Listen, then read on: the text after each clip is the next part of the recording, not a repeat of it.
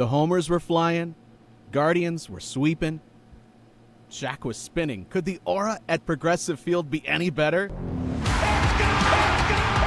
Subscribe to Selby is Godcast on Apple Podcasts, Spotify, or wherever you listen to podcasts. Unbelievable. Come on, Zach, you know what we're all here for. We want a rundown. What happened with Shaq being a DJ at Progressive Field on Saturday? That's what we're all here for. DJ Diesel? Mr. Diesel? Mr. DJ? Any of those would suffice. Was it as killer as it appeared on social media? Did it appear killer? Yeah, it absolutely did. It was... You want it to be an A or an F. And I don't want to say Shaq's performance was an F because I wasn't there. I have no idea. But just the Cleveland players being there and seeing them interacting and Triston on the mic, it just seemed a little crazy. And I think that's what you're going for. You want that to be memorable. You want it to be the story that Zach writes 20 years from now about Omar and Jim Thome and all these guys being on the stage. That memorable of a moment. That's what I'm gearing towards. I think it was that. I think Will Brennan said, if we would have lost, I don't know if we're on stage partying with him in front of the fans. But they won. They got signed stuff. Will Brennan took the basketball the mini ball that they play with in the clubhouse, and got that signed by Shaq. And Triston McKenzie's singing Kelly Clarkson, and Tim Herron is awkwardly clapping to crazy EDM music with thumping bass. Shaq is yelling, "Stick your middle fingers up to whichever team is coming in here to play the Guardians next." All around, good times. And, it's June. We're nearing the halfway point. And it's been so hard to encapsulate the vibes of this team, right? Or the energy, the confidence. I think people who watch them on a daily basis get it. You see the energy in the dugout, the fun they're having. And it's easy, winning sparks that.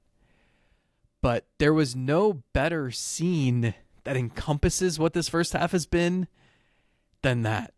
Than Carlos Carrasco and Steven Kwan, Tyler Freeman, Tanner Bybee in sunglasses, even though the sun was mostly down. Just having the time of their lives on a Saturday evening in June, because you can do that because you can't stop winning. I don't think the White Sox are partying with Shaquille O'Neal on a stage. Probably not. And how about the fact that you quiet any future doubters of, they had too good of a time. They came back on Sunday and they didn't get that sweep. Nope. They got the sweep and they played pretty damn well. And they're down at the bottom of their pitching depth chart in this game that made it a little bit more close than I think anybody would have hoped. But really, as I'm watching this series from home, this was the first time this year that I felt that aura that I mentioned in the open. And it's easy to joke when we're talking about the Shaq performance. But on top of that, the winning, the vibes, as you said, we got to a point at the end of 2022 where at the end of the regular season, it just felt like they were going to win every single game they played, and they just had a special energy to them. They tried to capture that. We saw it briefly, occasionally in 23, but it wasn't there for the most part. This year, we've often said, how are they doing this? This seems wild. It doesn't seem, in some ways, something that I could project forward. But this, for whatever reason, this series, I told you when we did the show last week, I couldn't explain why I was so frustrated over a loss to Toronto. In this series, I can't explain why, but just watching this team, they had a different energy, a different confidence. That this team is maybe starting to believe that they are as good. You could say that, but just in the way that they carry themselves. Even if they got down in these games, it didn't matter. The offense was going to come back. They were going to swing and hit home runs. Steven Kwan's going to set career records, and Josh Naylor's going to equal his own. What more can you say about this weekend other than the vibes were great at that ballpark? They're the aggressor.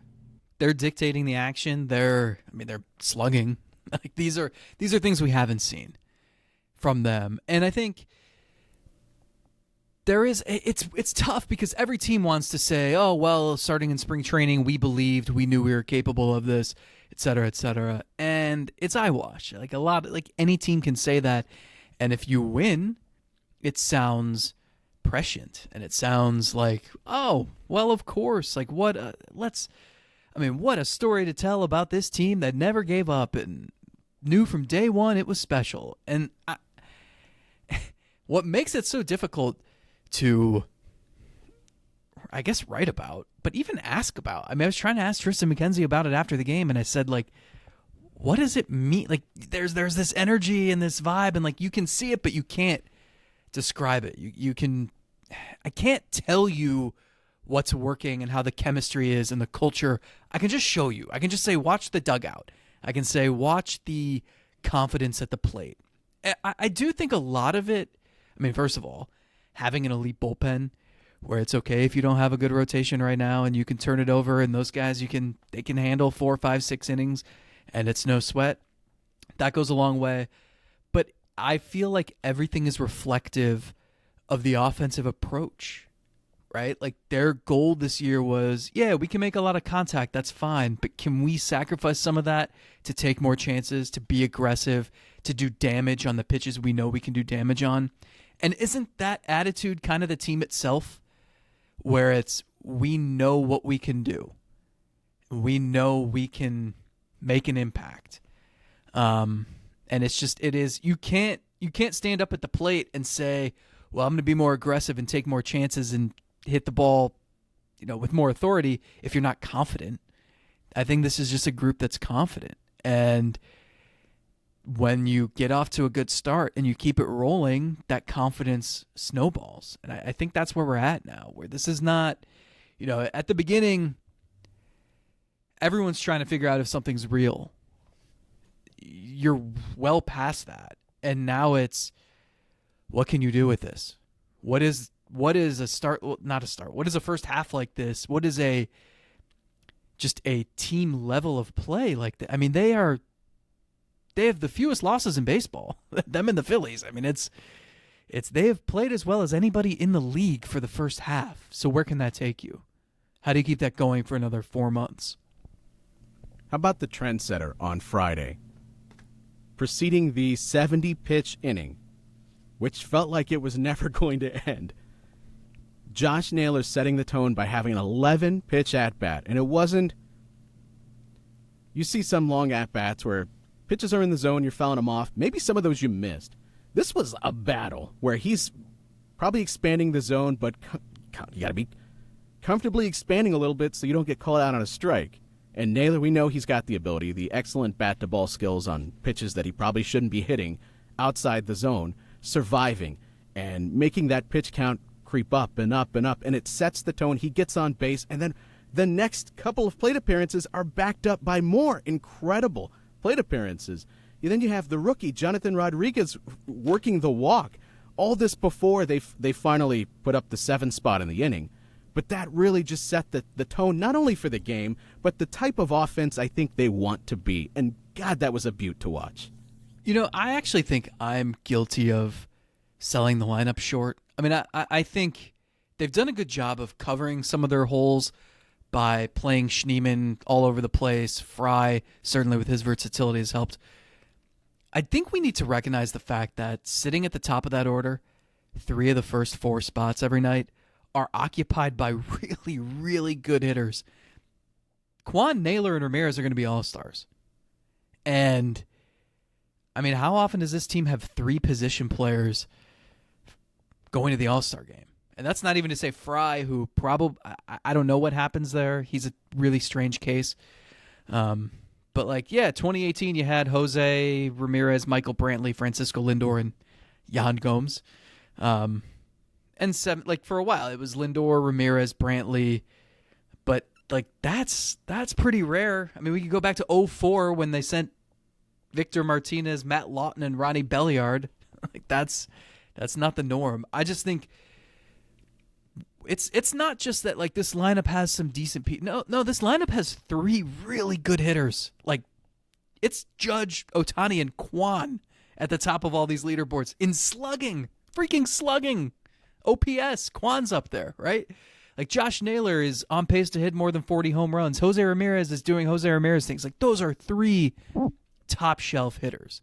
And so I think while we all know that this lineup could use more, it's the way it's like there are a lot of teams that would kill for 3 hitters like that. And I think you're seeing, in month 1, it was Kwan was off to a good start. Naylor was off to a good start. Ramirez was not. Month 2, it was Kwan is sidelined. Naylor slumping. Ramirez is scorching hot.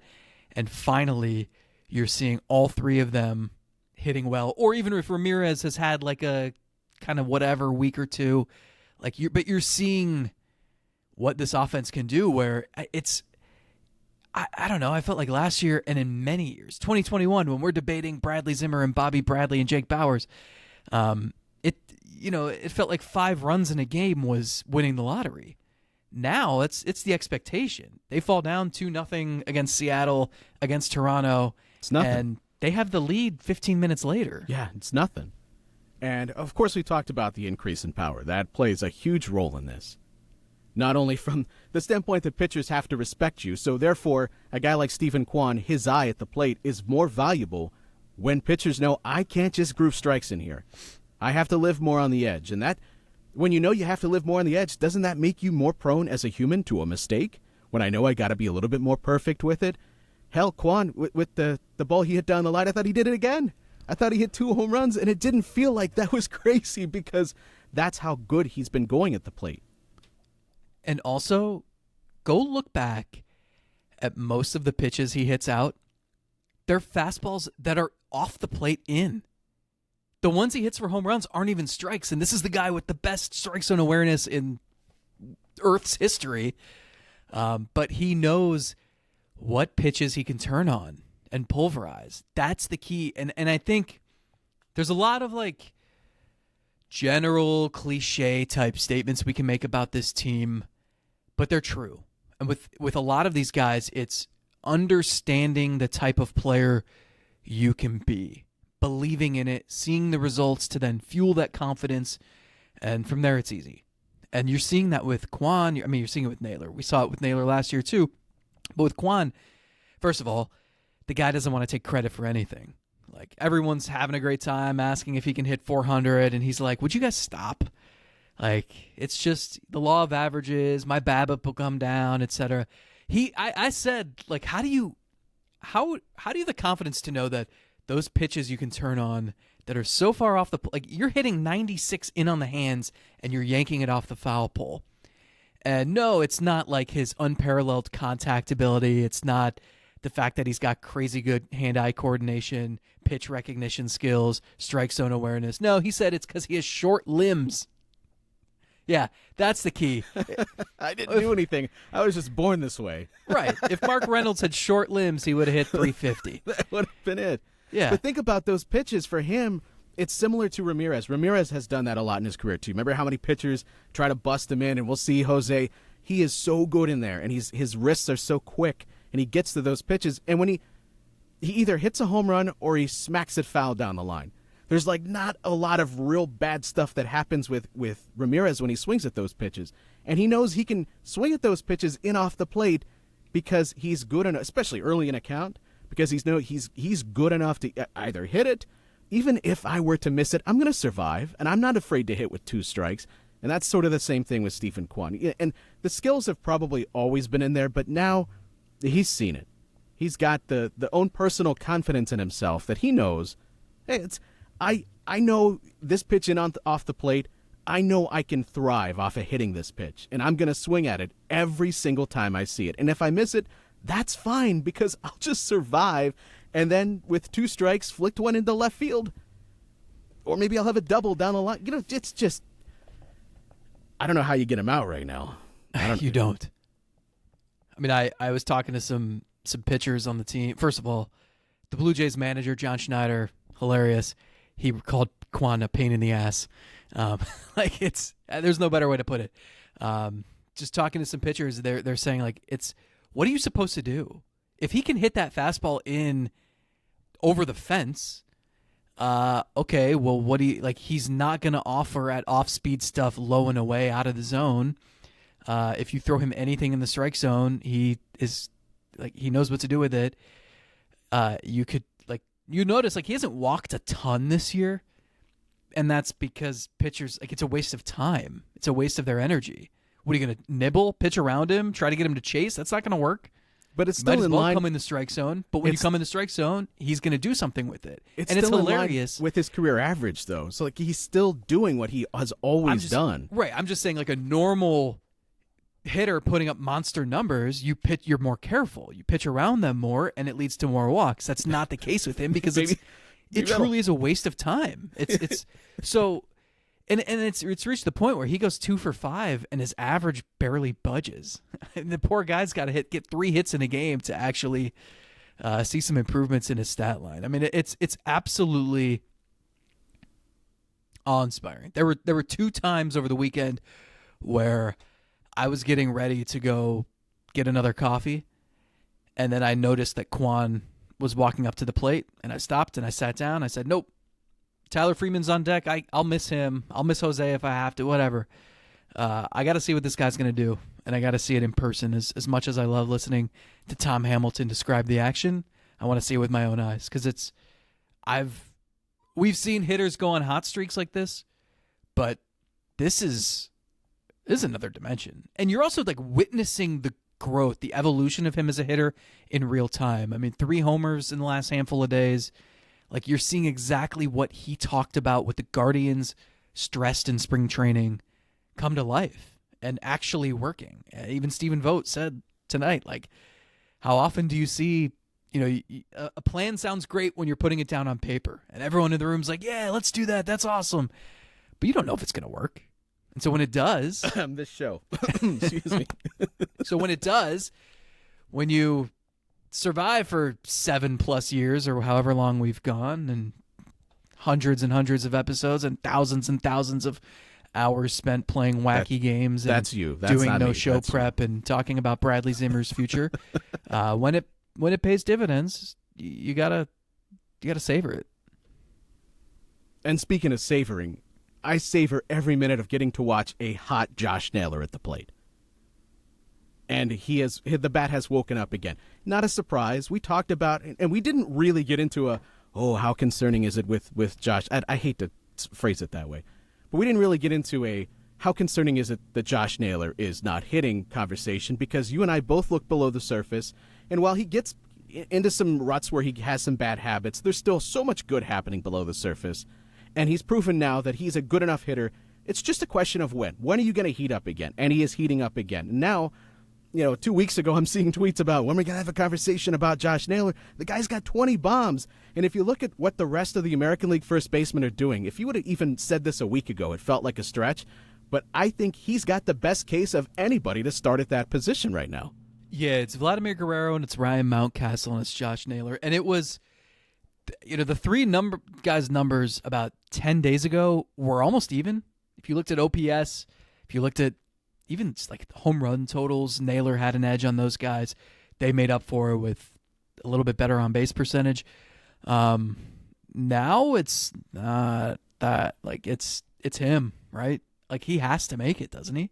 In every category. What would you be looking for? As a casual voter, you would say, well, who's got the most home runs and RBIs? Well, he's got 20 bombs and 58 RBI. Cool. If you were looking at the more advanced statistics, who's got the highest weighted runs created plus? That's also, courtesy of today, a 132, the best among all of these players that we're talking about. If you're looking at wins above replacement, well, who's having the best WAR season? He took the lead over Carlos Santana today. I know Santana. Santana too. Today. I should have mentioned. And so every statistic that you would be focused on, whether it's surface level or it's looking below the surface, he's having the best first base season of anybody that's out there. And also, what if you're the person who's tallying all the votes? Would you want to be the person who has to tell him, that scary dude, for a second straight year, hey, man, sorry, you fell a little short? I mean, take some bravery to even accidentally step on him. Yeah. I mean, you just think he's going to get up and headbutt you.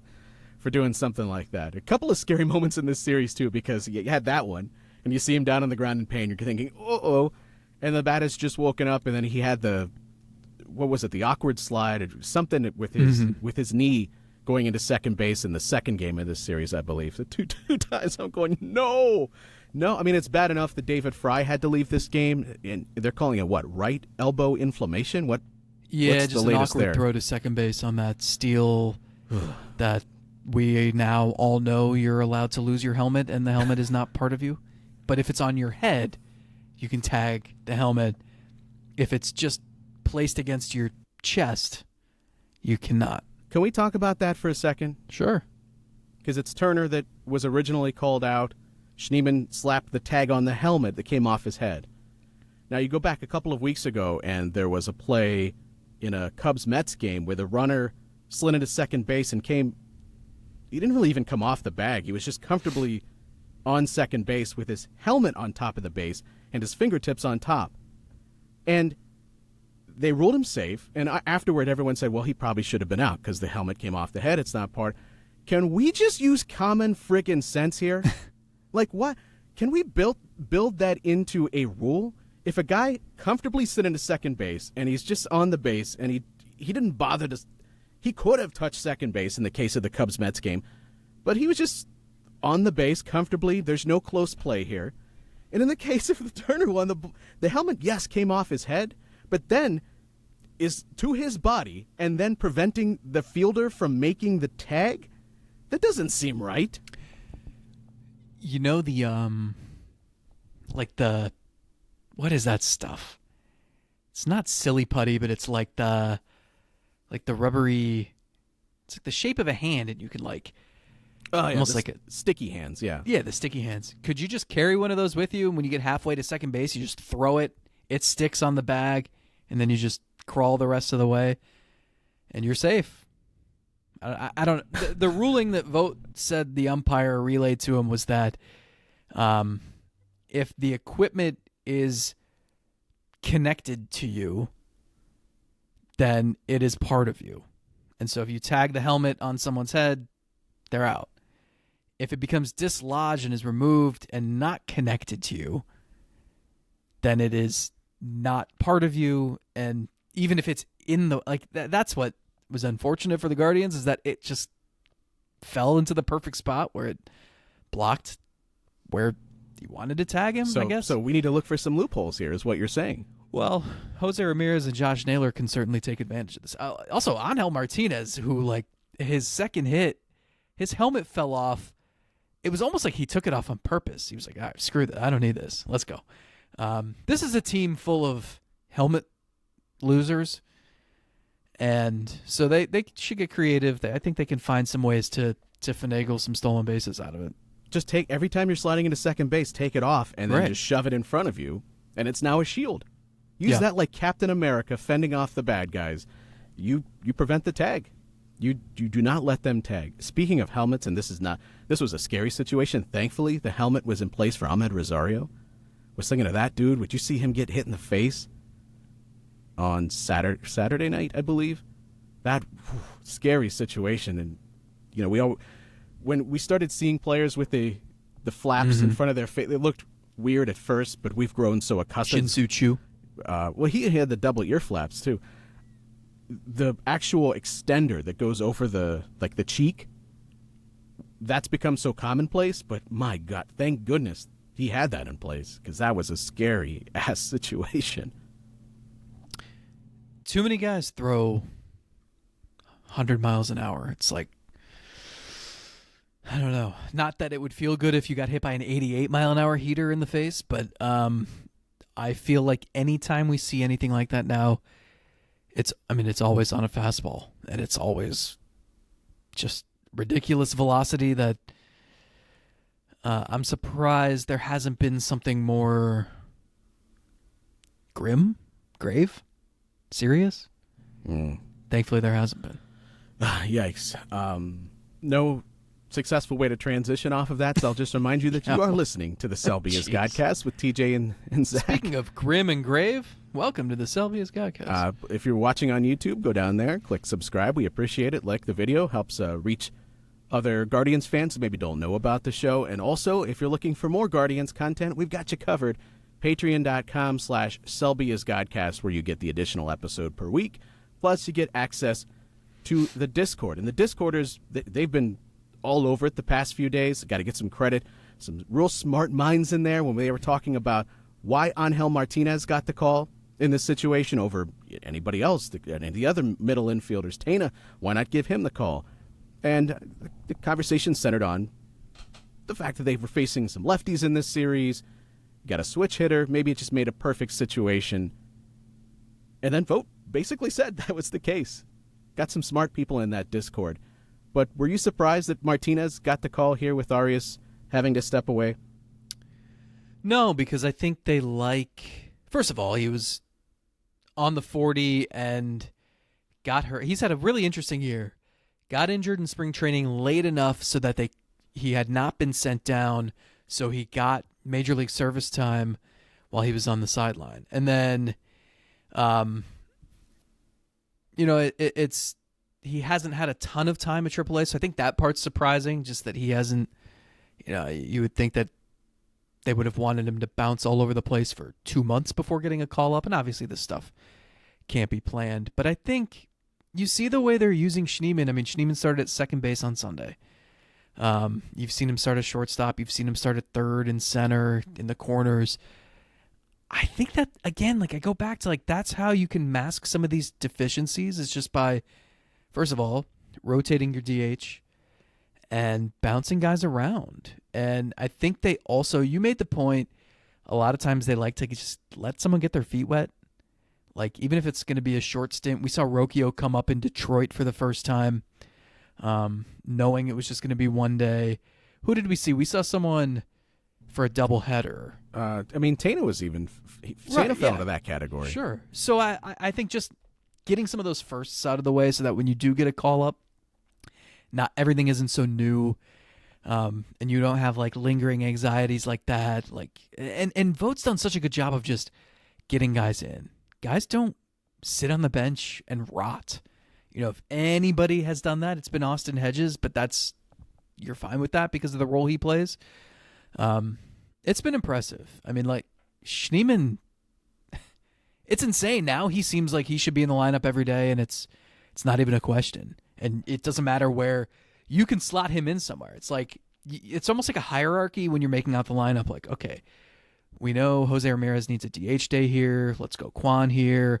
Let's see, we're going to face a bunch of lefties coming up, so let's give Fry the day off here, so we'll have Bo catch, and then we'll go Naylor at first, and then, okay, where does that leave open spots? All right, Schneemann here, Martinez here. I think that's the way you do it, and it's working really well, and it gives them so many options late in games too. And that's the thing, is you can pinch hit the right people at the right time. They have led the league in platoon advantage all season. It's not even close. And Martinez is a way to keep doing that. Correct me if I'm wrong. I get the sense that they really, really like Martinez. That a lot of the I won't even say changes, but development that has happened and what we saw in spring training. I even listened to a little bit of the manager's show before this weekend, and Hammy was talking to Vogt, and Vogt said he made an impression on us this spring, and I don't forget that. Do you get a sense that this is a guy that they may be? I don't mean from a everyday standpoint, but this is a guy that they're starting to pencil into their plans a little bit, even if it's not in the short term, but definitely in the long term. I think the tough part about that is they have so many options. I don't think everybody's going to be here. You would think someone, or plural, is going to be traded at some point. But he was a darling of the organization spring training before last season. They had added him to the 40-man, expected big things from him. I think there's some power in there. Obviously, the defensive versatility, a lot of athleticism, baseball genes. He's already played more games for Cleveland than his dad did now. Sandy Martinez, one of our favorite random players of the year. Why don't you hit the sound? It's a good sound. And now it's time for the random Cleveland used to play here guy of the day. Well said. So I think they like him. He didn't have a great year last year, but then good spring. Things were going really well, and then he had the injury. I feel like we haven't gone a podcast in like 4 years without mentioning the middle infield logjam. I don't know how this shakes out. I know one way to have it shake out is to just play people. Schneeman's getting the chance now. Rocchio's getting the chance now. And now Martinez is getting a little bit of a look. That's one way to figure this out. And the worst thing that could happen is guys play, and maybe they play well, and other teams show interest. And there you go. I'm not saying it's showcasing for a trade, because I don't think that exists really. You said it anymore. But aggregators go right now. This was all about a showcase. It's about development, and you're learning more about these players, and everybody else is too. I know we get caught up in believing the most recent thing we've seen, and the most recent thing we've seen with this offense is, hey, maybe they've got some answers already here. And that starting rotation, yes, you've managed to win 5 games in a row. Hasn't always been pretty, even today with Triston. We'll talk about him coming up. Do you lean more toward, I mean, we were already looking at this rotation needing an upgrade, but do you lean even more toward, yeah, you need to focus on that rotation, and maybe you don't need to waste any assets to go get any offense here. You've got your answers here already. You can just roll with that and go address that starting rotation. No, you're never as good as you are when you're rolling, and you're never as bad as you are when you're scuffling, maybe except for the White Sox and Rockies. I don't see why you like it's. Do you think that they've reached their ceiling? There's no way to improve the offense. Like, why not? If you can add a bat, add a bat. Like Tyler Freeman hitting second against lefties is still not the answer in my eyes. So there is something they can do to go get another right-handed stick. They know every team is deploying a lefty against them anytime they can get it, and they've hit lefties a lot better this year. A lot of that is Fry. You have lefties in your lineup who are still very capable against lefties, Kwan and even Jimenez, Naylor. But you could use a right-handed stick. It doesn't have to be the best hitter available, but you can go find someone who complements what you already do. I think if I'm the front office, my stance at the trade deadline is go get the best players who are available, or at least try to, right? So, yeah, I would look at starting pitching first, but if I can make a trade for the best reliever, and I can get the best reliever on the market and an innings-eating pitcher and a complimentary bat, like maybe that's a victory. It depends. Ding, ding, ding. Oh? Do you have a sounder? I've been waiting for it. Oh, no. You know, you wanted me to be done with the AI songs, but oh, no. There is one final prompt I had to ask AI, and it had to deal with that very phrase you just said. What did you say, Zach? It depends.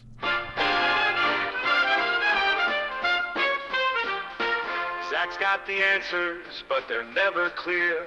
Questions fly to him. He says what we hear, it depends, TK, it depends. Does Cleveland take the lead? Can they win the game? Zach's smile comes around, and it's always the same. It depends, TJ, it depends. Where's Hayden Grove when we need him? I was just going to say, is this Hayden? No matter the baseball query, answers slip through the hands. It depends, TJ, it depends. By far your worst. Oh my God, I want to tell you how long that was in my head after that happened. Anyway, back to the trade deadline. That can be like one of the bonus tracks on the deluxe album. It's a hidden one. We put that in 10 minutes. You know, the song plays for 10 minutes. The song was done 6 minutes ago, but it's been 10 minutes, and then finally that comes on. I just wouldn't limit myself. I think that this team, it's insane. I mean, just look at the freaking standings. Like, they have a legitimate chance to win a World Series. I mean, everything that they've done in the first half, they have been one of the 4 or 5 best teams in baseball. Like, that's indisputable. So I understand what you're asking. If you have finite resources to make a trade, how do you want to deploy them? I don't think... I mean, I starting pitching is certainly the priority, but I wouldn't look at it like some strict priority list. I would look at it as who are the best players we can acquire, and how do we go? I mean, I don't. This isn't just like, hey, add a starting pitcher and you're done. No, if you're gonna go get that starting pitching help and the rotation is fixed, why stop there? Yeah, if you're continuing to also play well enough that, as we mentioned in our Patreon show, you get that first round bye, that has already increased your odds. You already advanced. So you should put more chips in, knowing you've got a better chance than you typically do in this sort of playoff atmosphere. I think that for me, it definitely increases the need to put the foot on the gas. And I'm with you. Trying to play a bit of devil's advocate here on the offense, but I think you keep adding. You keep adding. If that's available... If you can go get a right-handed stick, or really any stick, I mean, it doesn't have to be limited to righty if you get a great hitter, but it does feel like this team is still a right-handed bat short, particularly, as you said, you got Freeman. It spoke volumes to me that they get Jimenez off his feet. They don't care if there's a lefty in there. They're going to play Schneemann. I mean, they're telling us a lot about what they like about this kid, I think, and putting him in those situations. Oh, and by the way, he's delivering in a lot of them. He hit a 96-mile-an-hour fastball at the letters over the fence off a lefty the day before. And you notice they come back and they're going, oh, I'm going to go some breaking stuff now because you proved you can hit some velocity. That's encouraging. That tells me that this guy's got some staying power. Maybe not being a 1,000 OPS guy, but certainly a guy that could work his way into the lineup 3-4 times a week at the very least. And the benefit of having him and Fry and Freeman, everyone who's so versatile, as I've been repeating for weeks.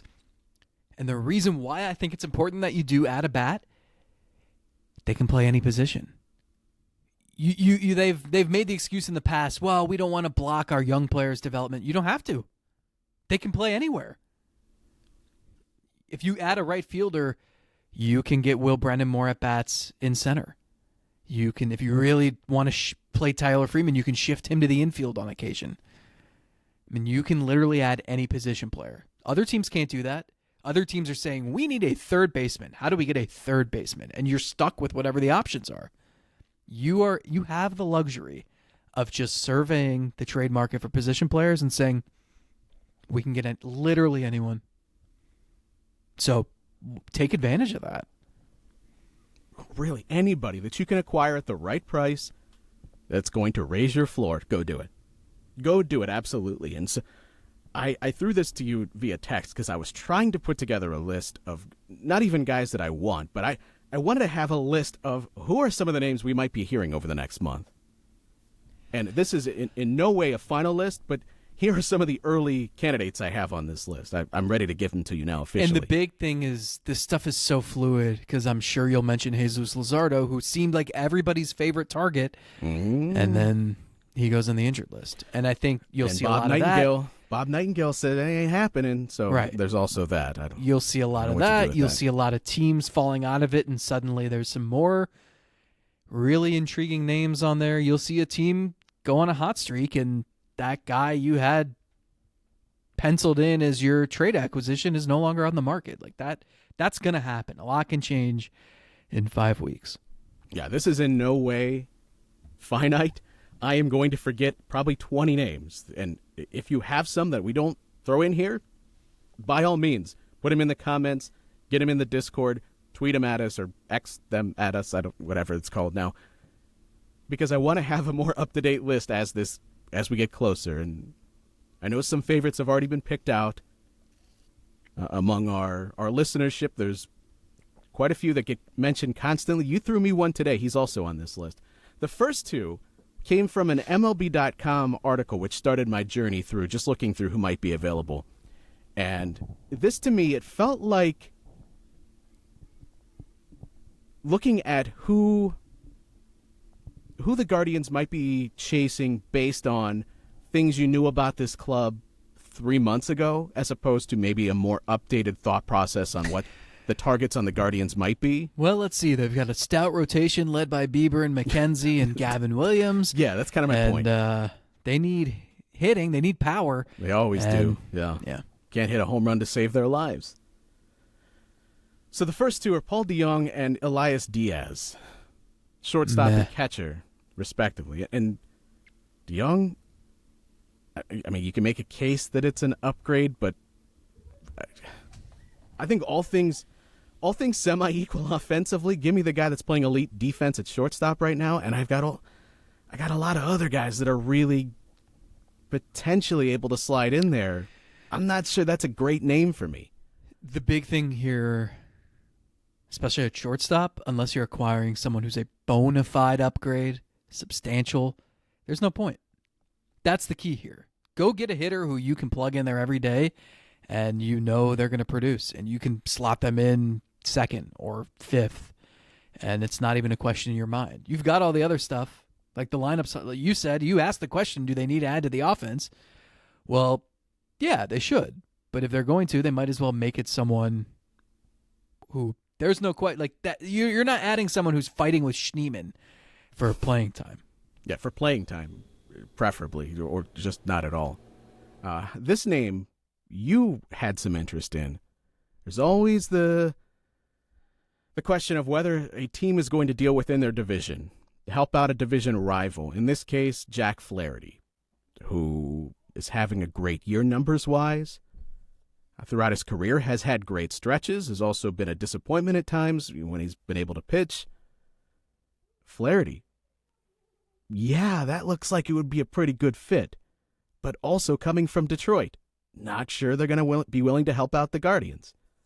I don't know, where are you at on Flaherty? I mean, they hooked up for Leonis Martin for Willie Castro 6 years ago, right? So it's not like there isn't a little history there. Yeah, Johnny Peralta. Johnny Peralta, too. Yeah, for Giovanni Soto, the other one. Yeah, I mean, Flaherty's been excellent. He should be an all-star. I was looking at his metrics, and he does what I think the Guardians want Triston McKenzie to do, and what I think Triston McKenzie wants Triston McKenzie to do, where he's got the fastball. It's not overpowering. It's like 94, which McKenzie has been hitting 93, 94 more his last couple starts, so that's a good sign, even if the command hasn't been there and he's still walking guys and giving up home runs. But you look, and Flaherty sets up his curveball and his slider with that fastball, and the curveball and slider have been lethal. And it's just, I'm looking at the pitch usage and sequencing and results against each pitch, and like that's what McKenzie did in 2022, where he threw the fastball half the time, and then he threw the curveball and slider identical numbers of 616 times each. But this year, his fastball is getting pummeled. He's already given up. I had the stat. I think he's given up like a 17 home runs total. I think 13 on the fastball, and he gave up 12 home runs on the fastball in 2022, I believe. And threw more than twice as many 2 years ago than he has so far this season. So not a good sign there. Flaherty's, I mean, you'd have no trouble handing him the ball for a playoff game, and he's a rental, so he shouldn't cost you a ton. I don't think the Tigers are going anywhere. They should trade him. It makes a lot of sense to me. I'm just trying to imagine the Tigers in every trade conversation they're going to have. Are they going to try to convince any team, hey, how about you don't have to give us much back, but you take this Javier Baez off our hands? Could you imagine them trying to include him in any trade? I mean, didn't the Orioles already acquire him in a midseason trade once? Isn't there a rule against doing that multiple times? Flaherty. Yeah, you're talking. Yeah. Yeah. Here's another name in the starting pitching department, Tyler Anderson. This one has picked up steam a little bit as far as a guy that could have some interest. It's 2.48 ERA so far this year. It's pretty good. Below the surface, maybe not as good as a 2.48 ERA would suggest. But healthy, ish pitcher, for as healthy as a pitcher could ever be. I think the absolute bare minimum is acquiring someone like him who can just chew up innings. Whether it's him, Kikuchi, who we saw on Sunday. Also on the list, yes. Your boy Cal Quantrill. Also on the list. Which would be so weird. It would be extremely weird. I think that's the bare minimum. I think that's the move where you shoot for the moon and land on a star or whatever. Stop. Shoot for the stars and land on the sun. If you're going to land on the sun, make sure you do it at nighttime. Land on an asteroid? Don't do any of that. Like Billy Bob Thornton did in Armageddon? Could you put together a trade that involves Anderson and Taylor Ward? Oh. Little two for action here. Yeah, Ward's a pretty good fit.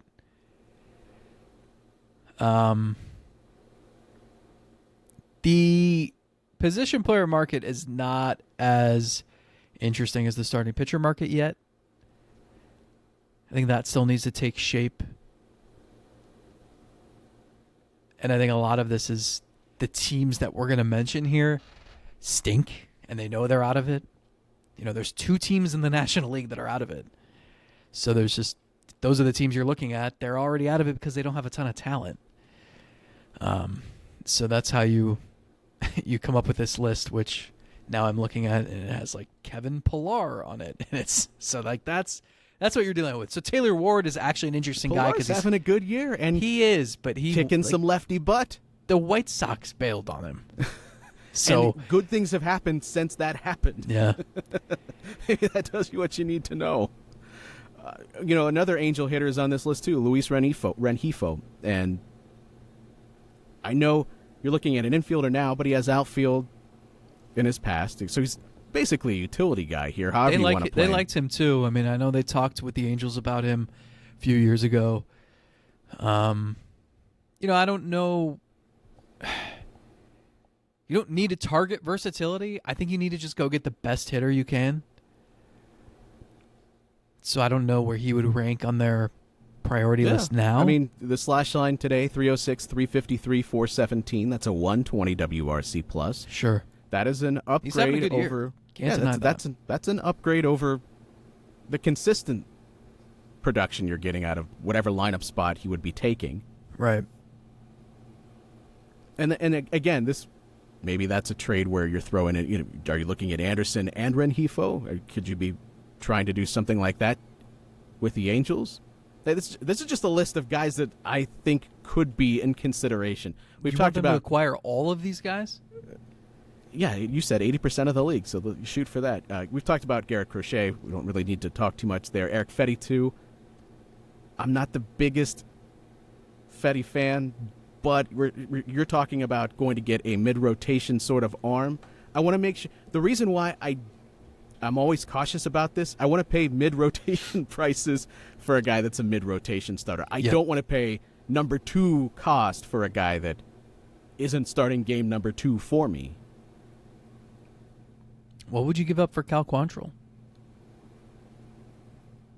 If they offered back the catching prospect that they acquired for him, who says no? I think the Guardians. Boy, that would be so awkward. You said you didn't believe in him outpitching the metrics by your actions, and that you didn't want to pay the cost that it was going to take for him to be more of an insurance policy than an actual staple in the rotation. But it turns out you needed that insurance policy, and 2/3 of the cost is gone. Who would have thought? I wish we would have talked about this in the offseason a little bit more, because, maybe we would have known what we were talking about. Got to hit the one thing right so you ignore the 12 things we get wrong. You pooed all over Pillar. I mean, hey, look at the statistics. The reason why I put Pillar on here is because you said, what if you're trying to get the best reliever and a really good starter, and then you supplement that by just another piece? What if you've utilized a lot of your stuff to go get something really important that you need in the starting rotation, but maybe you could go grab Pillar, which would you rather have Pilar for the rest of the year or Jonathan Rodriguez? Well, not rest of the year, but for the final 2 months, let's say Rodriguez is proving he's not hitting the ball in the air, he's not killing left-handed pitching. Would you rather have Pilar in that spot, a veteran who's been here before, or a young kid without the experience? That's exactly what I'm saying. Yeah, I Pilar, fine.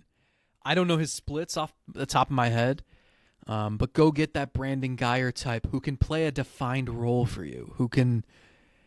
There is something they offer that you need. I think they need, you're right, like you have another month to learn about Jonathan Rodriguez, maybe John Kensey Noel at some point, to see how they might be able to help you, and then you make a determination. Do you need to get Manzardo back up here? Or is there a veteran stick or two who can fill those roles for this season, and then you reassess in the spring? Pilar has a 222 WRC plus against lefties this year. Yeah, I think they could probably use that, right? Totally believe that's going to continue at that rate too, by the way. I mean, yeah, you're talking about a right-handed stick that you could play a lot of different places in the outfield, and in his career has been a 108 against lefties. I mean, I wouldn't say he's a lefty slayer, but he's again kicking some southpaw booty this year so far. A few more names on the list. Luis Robert. We've talked about that. Oh, oui. He'd be a great addition. We just It's also not mentioned... French. It's Robert. Have you actually got... So I don't know this, by the way, and I'm just committing to the bit at this point. Announcers say Luis Robert, but if you actually go back and listen to some early... When he first arrived on the big leagues, him saying his name, and it's not Robert. I sat in a meeting room at some hotel in downtown Cleveland in 2019 with Jim Thome, Charlie Manuel, and their entire coaching staff for the Futures game. And Jim Thome was working for the White Sox, and I listened to this conversation where I'm trusting Jim Thome here, but he said it's pronounced Robert. Okay. This to me feels like no one can get it right, so yeah, it's Robert. We're going to stick with Robert. But I'm staying Would Jim committed. Thome lie? I'm staying committed to the bit and not believing Jim Thome, okay? You say Kikuchi. Did he do anything today to wow you? Yeah. He reminded me that he can throw 97. that's yeah. And it's nice when you don't have to face this juggernaut of an offense. Yeah. Not going to have to face the Guardians When in he's the playoffs. pitching for you, he's not facing Kwan. A couple more names. Gausman. What about Kevin Gausman from the same Blue Jays club, who we talked about when the Guardians played them in Toronto? You could potentially kick them off the playoff teeter-totter here. Well, they've lost 6 in a row, I believe now. I think they're probably pretty close to being kicked off that ledge. Yeah, I mean, this is maybe a conversation for David Blitzer more than anyone. Gausman's been so good the last few years. He's not having a great year this year. I would trust Cleveland's pitching team to figure out if it's something that's easily fixable. He's got, I believe, 3 more years of control, or two more years of control. But at $23 million a pop, which if he's a frontline starter, that is absolutely great value at the age of 34 and 35. If you're trading for him, though, you're not paying that. There's something in that deal where you're not eating all of that money if you're making that trade. Sure.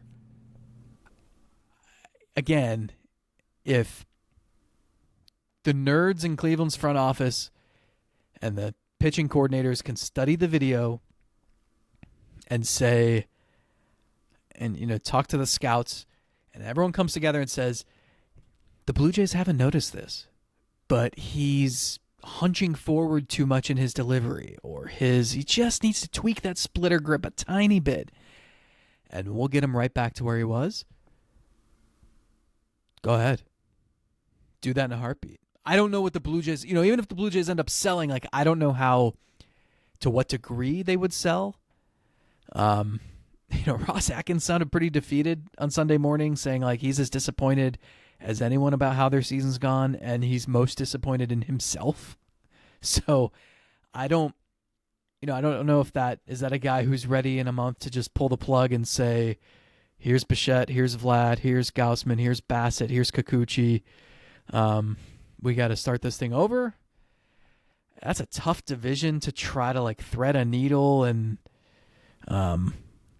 rebound in next season. So I don't know what their plan of action is. I do know that if Gaussman can be the guy he's been the last 3 seasons for the rest of this year and the next 2, he's absolutely worth, even if you're paying all of $23 million a year. Now, in Cleveland, $23 million feels like $60 million, so you have to get it right. And you doubly have to get it right because you're going to have to give up a decent prospect or 2. Final couple names on this list. This should be just a running Google Doc that we sub names in and out. Should probably just make this available to everyone at Discord. They can plug in their own names for everybody to watch. We've talked about Brent Rooker before. Final one, this is more of a case I keep seeing his name enough that I put it on the list at the last minute. Kyle Tucker. Oh. I talked to an Astros person. I said, what do you think they're going to do at the deadline? What do you think your team's going to do? And he told me, I think they're it was something like, I think they're going to irrationally buy because that's in their DNA. They just refuse to ever believe that they're not a legitimate contender.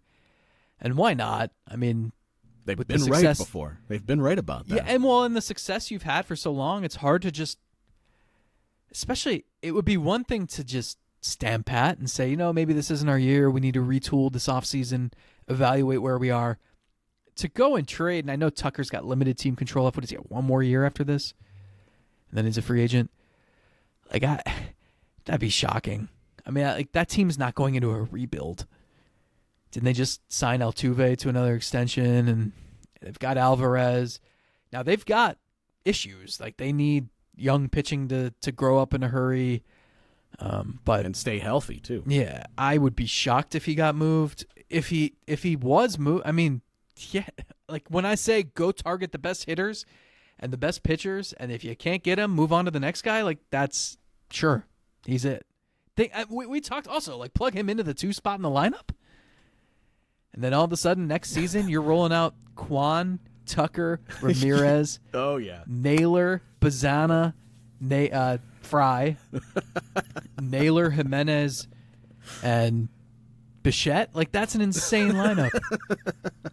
Sorry, Schneeman. We know you've got 1,000 OPS, but you're just not good enough to be in this lineup. I think what I just did puts Andres Jimenez in center field or something. No, what we did was successfully set the bar so high that when they do trade for Pilar, we're going to go, Even though right now he'd be a great fit for what you need. But when you know how we do that. You start to dream big, and then everything pales in comparison to that, even if they're good pieces that you go acquire. There's just no one should be off limits. I mean, there are all the excuses in the world not to make a deal. But when you have not only surprised yourself with how you've played, but it's not, I keep saying, it's not like this team is 40-32. And it's the vibes are high and things are going well. And it's all right, let's see if they can sustain it. You're 49-26. They've got a tough week ahead. 3 at Baltimore, 4 at Kansas City. It's going to be 107 degrees every game. Let's say they go, oh, wait, hit the music. Schedule game.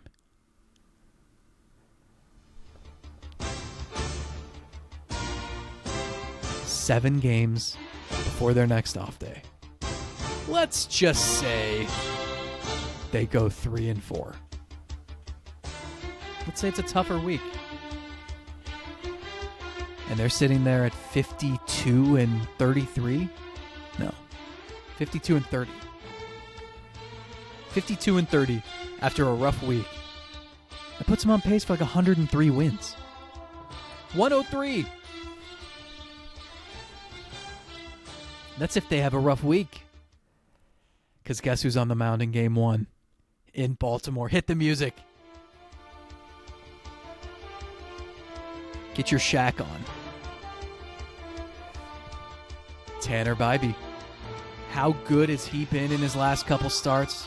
Cincinnati basically made one mistake after Stephen Vogt pushed him to the brink over the 100-pitch mark. Tanner Bybee said, I'm not going to let lightning strike twice. Blanks the Mariners, 12 strikeouts. You get him on the hill in Baltimore against that lineup where everyone keeps pointing out every single hitter in that organization looks identical. Long hair, hits for power. College hitter. Well, or if high school hitter. They all play like Gunnar Henderson, then nobody's complaining about that. That seems really good. Oh, my God. Point is, I don't know what's going to happen. Front office doesn't know what's going to happen. This is too good of a first half to let go to waste.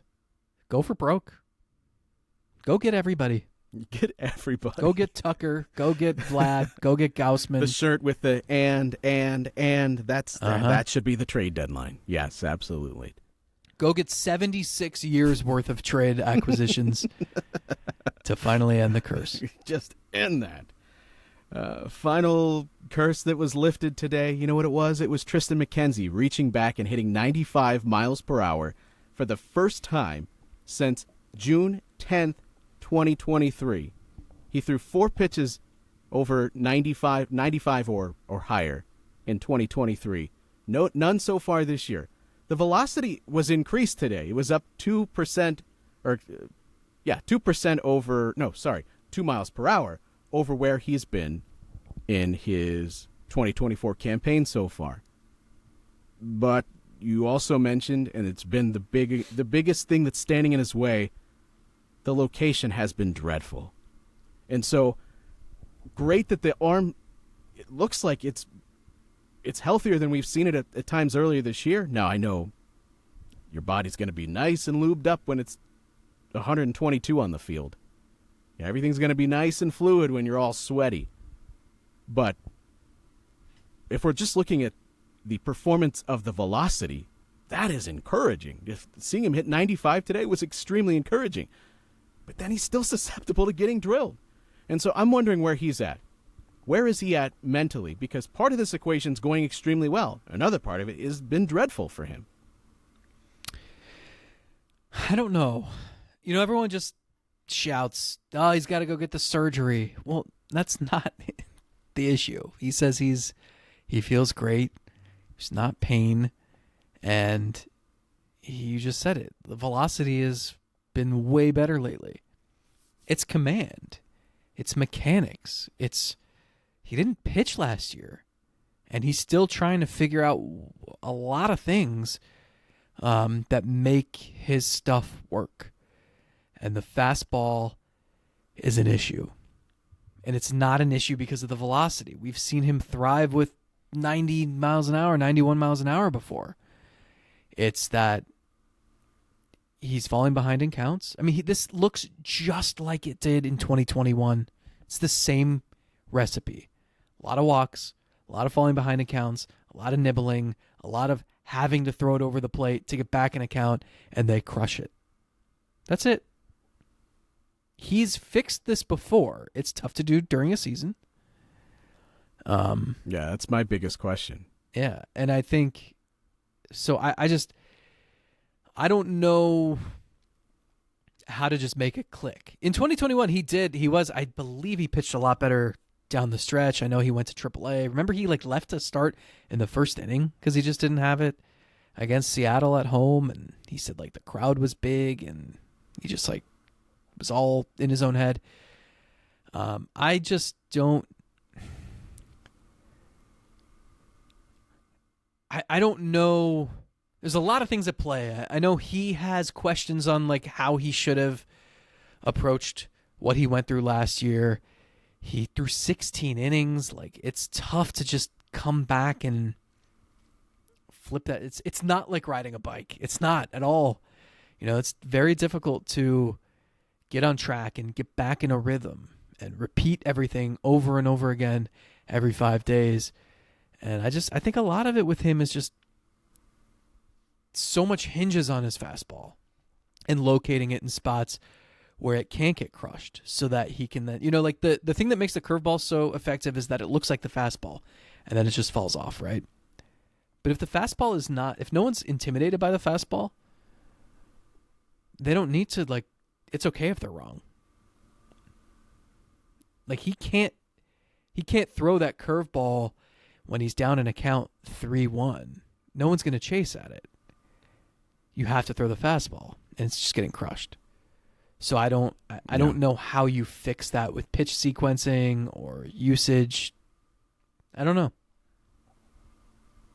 Yeah, I mean, if there's anybody that I'm glad is leading this charge, I said this before, on trying to maybe fix something mechanically to pair with the physical aspect that maybe is getting better.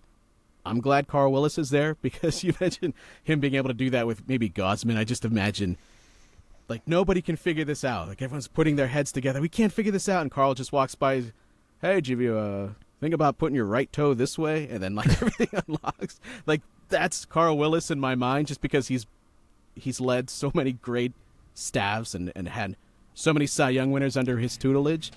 But how do you do that when everything's for real right now? This is not spring training when you're trying to make your body feel the way that it should be. You've got to get outs. This team is in a thick of a playoff race. They are counting on you to not only give them innings, but they got to be good enough that they're leaving you in there beyond the third inning. Now, today it's out of his control because of the rain, but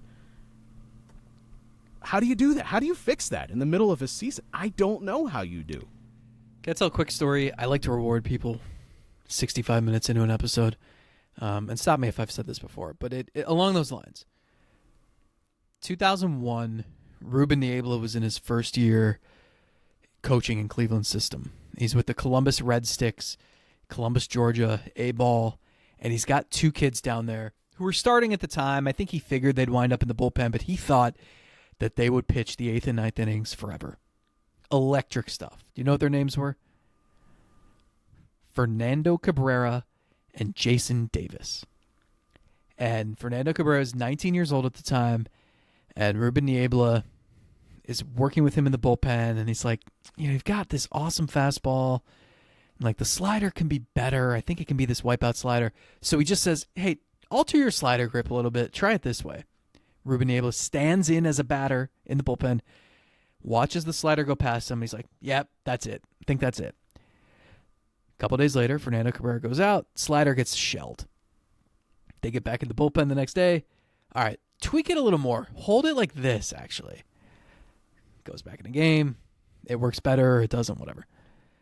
That was coaching 20 plus years ago. Fast forward, 2023. Ruben Niebla's pitching coach in San Diego. They trade for a reliever at the deadline named Scott Barlow. Before Barlow reports to the Padres, Ruben Niebla has checked all the data. They've got the technology, the video of him pitching in Kansas City, and he pinpoints two things, really three things, he immediately knew would help Barlow. Like, he didn't have good enough posture. He wasn't standing upright enough when starting his delivery. Thought another tweak to the slider grip would help it be a little more horizontal, and then that would play better off his two-seam fastball, which, oh, by the way, hey, throw your two-seam fastball more. Barlow, being really receptive to information, gets to, I think they were in Colorado, gets to Colorado, meets with Niebla, and Niebla says, do this, this, and this. He's like, okay, sounds good. He explains why he thought he should do this, this, and this. And if you look at Barlow's numbers, he had a crappy first half. He had an awesome second half. And he gets traded to Cleveland because of that, because they say, hey, this is still a guy that can really help us. Point is, you mentioned how how Carl Willis can help pitchers, how any good pitching coach can help pitchers. It requires buy-in from the player too, but it is insane how much has changed in this game, especially in pitching, where you used to have coaches just being like, I don't know, do this, let's see if it works. And your trial and error happened in an actual game where there are stakes. At least that was in the minor leagues. Now, the trial and error, there are safeguards in place because you can see the data, you can see the results, you have the numbers to back up your suspicions, but it's still really hard. And you can have every hunch, every inclination in the world, every thought of what a pitcher could do to fix themselves, but it does still take that in-game experimentation. And I think he's still working through that. And then it is also difficult, as Steven Kwan said, if you have long limbs as opposed to the short ones. So in the case of Right. Triston, Steven Kwan's is like, I don't know, dude, did you try making your arm shorter? It's too bad Abner Doubleday didn't invent this stupid sport when dinosaurs existed, because T-Rexes would have led the league in home runs every year. We'll see everybody later. Enjoy the good vibes from Progressive Field, where Zach shut the windows to make sure he didn't get attacked.